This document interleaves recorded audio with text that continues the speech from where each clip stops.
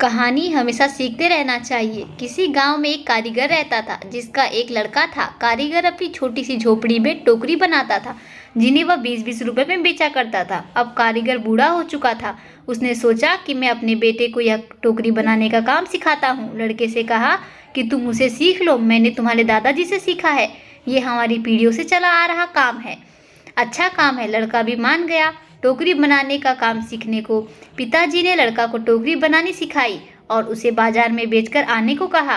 लड़का टोकरी को लेकर बाजार गया और बेचकर आया ही था कि पिताजी ने पूछा कि उदास क्यों हो। लड़का बोला कि मेरी बनाई हुई टोकरी केवल 10 रुपए में ही बिकी। पिताजी ने कहा चलो कोई बात नहीं, आज तुम्हें और अच्छी टोकरी बनाना सिखाता हूँ।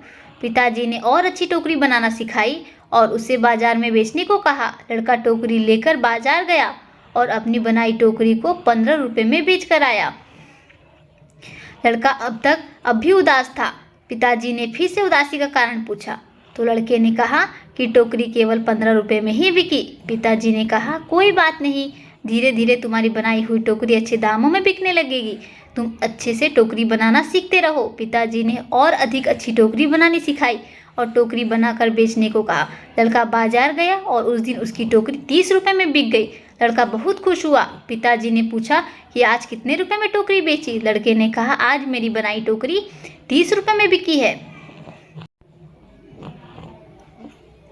पिताजी ने यह सब सुनकर लड़के से कहा बहुत अच्छा है, चलो आज तुम्हें ऐसी टोकरी सिखाऊंगा जो 40 रुपए में बिक सके। लड़के ने कहा बस पिताजी, आप खुद 20 रुपए की टोकरी बेचते आए हो तो आप मुझे 40 रुपए की टोकरी बनाना कैसे सिखाओगे। आप रहने तो आपसे ज़्यादा रुपए की टोकरी तो मैं बनाना जानता हूँ।